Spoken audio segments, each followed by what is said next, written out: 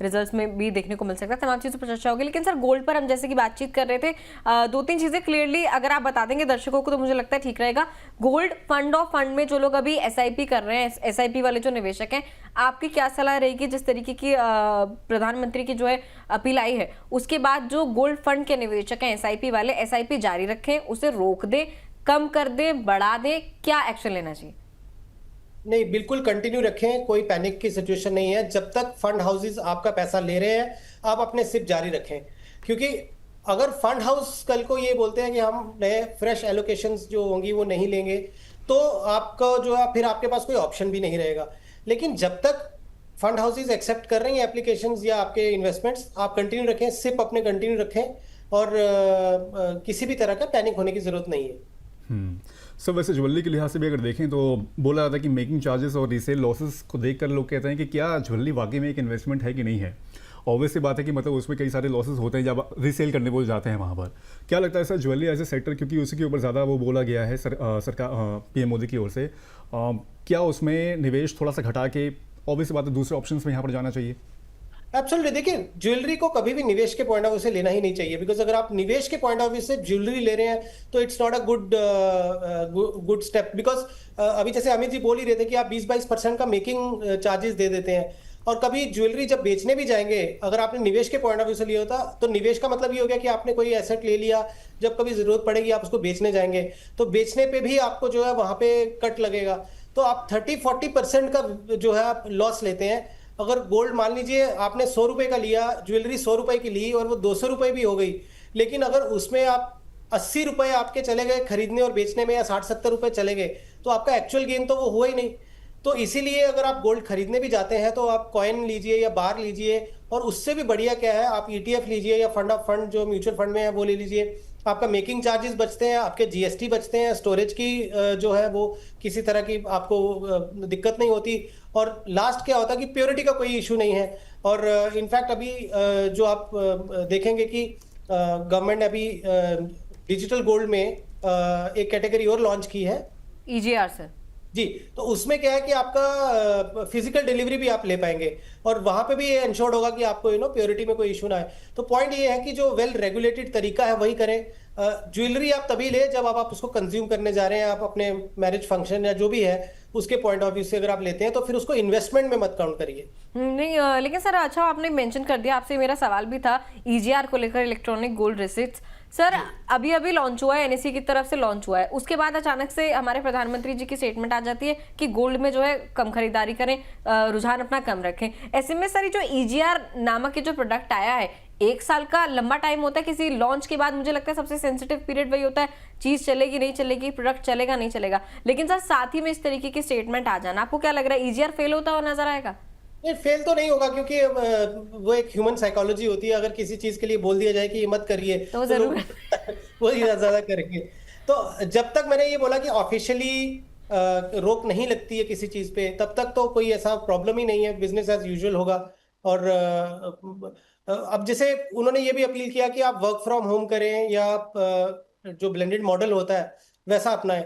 तो आप देखें कोई ऐसा हुआ नहीं, आप एक जनरल ऑब्जर्वेशन देख लें कि ऐसा नहीं हुआ कि हमने आसपास सुन लिया कि हाँ वो कंपनी ने बोल दिया कल से आप मत आइए। ऐसा नहीं है। ये जो होगा भी तो ये प्रोसेस धीरे धीरे होगा, लोग इंप्लीमेंट करेंगे, अपनी विजडम के साथ करेंगे। हाँ, जब तक कोई गवर्नमेंट के ऊपर बहुत ज्यादा प्रेशर आ जाए या नहीं आता, तब तक गवर्नमेंट कुछ इस तरीके से हम बोलते हैं कि डंडे के दम पे कोई काम करवाना, तो वैसा अभी तक तो नहीं हो, मुझे लग रहा है कि ऐसा होगा कुछ। सर सोने की बजाय क्या ऐसा चांदी में निवेश करना चाहिए? लेकिन एक कंसर्न वहाँ पर भी है क्योंकि इंपोर्ट तो चांदी भी होता है 70-80% चल के आगे, अब उससे भी पॉसिबिलिटी दिक्कत आ सकती है।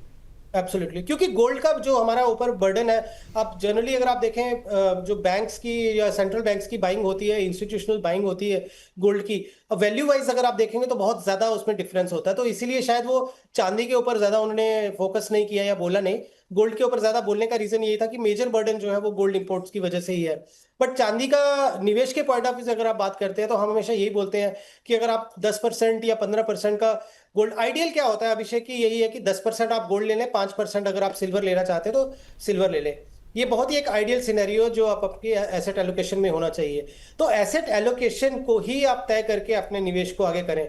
जो स्टेटमेंट होती है हमारी गवर्नमेंट से, या ट्रम्प कोई चीज बोल दें, या ग्लोबल कोई ऐसी चीज हो जाए, उस स्टेटमेंट के बेसिस पे आपको जो है अपने पोर्टफोलियो को जो छेड़छाड़ नहीं करनी चाहिए, एज लॉन्ग एज कोई एक स्ट्रक्चरल शिफ्ट हो जाए, कोई बहुत बड़ा स्ट्रक्चरल चेंज हो जाए जिससे आपके पोर्टफोलियो पे बहुत बड़ा इंपैक्ट आता हो, तब उसको आपको रीवैल्यूएट करने की जरूरत है या आप रीस्ट्रक्चर करने की जरूरत है। बट अभी तो उन्होंने सिर्फ ये बोला है कि आप थोड़ा कम लीजिए या 1 साल तक गोल्ड मत लीजिए। और मुझे लगता है कि वो पिन पॉइंट भी मैरिजेस में जो बहुत ज्यादा जो यूज होती है ज्वेलरी, उसकी तरफ थोड़ा ज्यादा था उनका रुझान, rather than talking about ETFs या फॉर्मल जो वे ऑफ होता है गोल्ड खरीदने का, उसके ऊपर उतना नहीं था उनका। ठीक है सर। सर हमारे अगले सेगमेंट NFO की तरफ चलेंगे, लेकिन उससे पहले एक आखिरी मेरा सवाल, अगर कोई नया निवेशक अभी अपना म्यूचुअल फंड पोर्टफोलियो आज क्रिएट कर रहा है, तो कौन कौन से फंड्स में उसे किस कैटेगरी में रुझान रख के चलना चाहिए? मान लीजिए 10,000 की सिप करना चाहता है, एसेट एलोकेशन किस तरीके से करके चले और विद इन इक्विटी किस तरीके से डाइवर्सिफिकेशन लेके चले?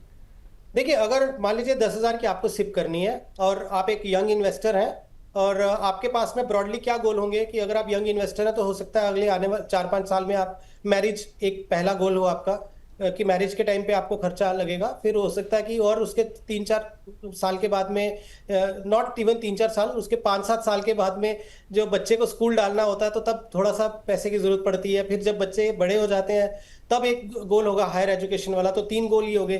4th गोल होता है रिटायरमेंट वाला, तो ये ब्रॉडली 4 गोल्स ये हो जाते हैं। ये हो गया आपके जो कि नीड बेस्ड गोल हैं, ये तो होने ही होने।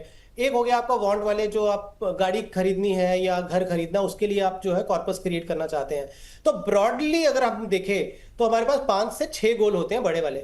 अब उसमें बहुत इजी तरीका क्या है कि जो सबसे दूर का गोल है वो उतना ही रिस्की कैटेगरी में आप जा सकते हैं। तो सबसे दूर का गोल अभी आपका आज की डेट में रिटायरमेंट गोल हो गया, तो एक स्मॉल कैप फंड लीजिए और उसको लिंक कर दीजिए। यानी कि अगर मान लीजिए मैं इस तरीके से बोलता हूँ कि 4 सिप करनी है आपको, 4 गोल है, तो 2,500 का आपका स्मॉल कैप फंड में चला जाए। फिर उसके बाद वाला, जो उसके पहले वाला जो गोल है वो होगा कि आपके बच्चों की शादी या हायर एजुकेशन वाला, तो वहां पे एक मिड कैप फंड ले लीजिए आप। फिर उसके बाद हो गया कि जो आपका आने वाले 5-7 साल के बाद या 10 साल के बाद वाला कोई गोल होगा, तो वहां पे आप जो है एक large and mid cap fund की कैटेगरी होती है, आप वो ले लीजिए। और जो आने वाले 5-7 साल का जो एक गोल होगा उसमें आप फ्लेक्सी कैप फंड ले लीजिए। तो इस तरीके से आप जो है अपना पोर्टफोलियो को बिल्ड कर सकते हैं। तो बहुत ईजी है, सिंपल तरीके से, कि जितना पास का गोल रहेगा उतना रिस्क कैटेगरी जो होती है या पोर्टफोलियो का बीटा होता है, रिस्क फैक्टर, वो कम रखें। तो फ्लेक्सी कैप लीजिए, लार्ज एंड मिड कैप लीजिए, मिड कैप लीजिए, स्मॉल कैप लीजिए। ये हो गया एक कोर पोर्टफोलियो। एक फिर कोर पोर्टफोलियो के साथ में जब आपकी इनकम बढ़ती है, जब आप थोड़ा सा मार्केट को समझ लेते हैं, पोर्टफोलियो आपका बिल्ड हो गया, तब आप एक सैटेलाइट पोर्टफोलियो या टैक्टिकल पोर्टफोलियो भी हम उसको बोलते हैं, वो ऐड कर लीजिए, जिसमें आप जो है एलोकेशन किसी सेक्टर या किसी थीम में आप निवेश करना चाहते हैं, या फिर दूसरे एसेट क्लास भी जोड़िए आप। जैसे हम गोल्ड सिल्वर की आप बात कर रहे हैं, तो गोल्ड सिल्वर आप अभी से भी शुरू कर सकते हैं, आपको बहुत ज्यादा वेट करने की जरूरत नहीं है। बट ऐसा लगता है अगर आपको कि 10,000 आप अभी शुरू कर रहे हैं, 1 साल 2 साल में आपके जॉब में इंक्रीमेंट होगा या आपके जो बिजनेस फ्लोज बढ़ेंगे, तो आप एक और सिप जो है वो गोल्ड सिल्वर की ऐड कर सकते हैं। तो आपका इक्विटीज में भी निवेश हो गया, आपका गोल्ड सिल्वर में भी हो गया। उसके अलावा जो आप एक इमरजेंसी फंड होता है, हम हमेशा यही बोलते हैं कि आपके फिक्स डिपॉजिट या किसी में आप अपना एक 5 से 6 महीने की जो आपकी मंथली एक्सपेंस है, उसमें आप एक इमरजेंसी फंड भी क्रिएट करके रख दीजिए और उसको छेड़िए मत। तो इस तरीके से जो होता है पोर्टफोलियो को बनाना पड़ता है। कोई सिंगल एक ही फॉर्मूले से नहीं होगा, आपको धीरे धीरे सब चीजें, जब पोर्टफोलियो आप बनाते हैं उससे पहले हम ये भी कहते हैं कि आप अपने आप को जो है कवर कर लीजिए, जैसे टर्म इंश्योरेंस, हेल्थ इंश्योरेंस।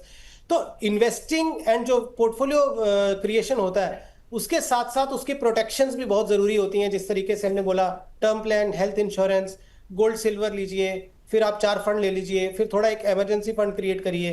तो तब हम बोल सकते हैं कि ये आइडियल आपने अपना जो फाइनेंशियल प्लानिंग है वो बड़े अच्छे तरीके से की है। तो इसलिए सारे एस्पेक्ट देखने पड़ते हैं। बट हाँ, क्योंकि जब एक कोई यंग इन्वेस्टर है जो नया नया शुरू कर रहा है, उस समय उतना पैसा नहीं होता कि ये सब चीजें एक साथ की जाएं, तो स्टेप बाय स्टेप करिए। बट ये होता है कि इन सब एस्पेक्ट्स को इग्नोर नहीं करना चाहिए। ये सब चीजें जो होती हैं अपने पोर्टफोलियो में और अपनी फाइनेंस जर्नी में जोड़नी चाहिए।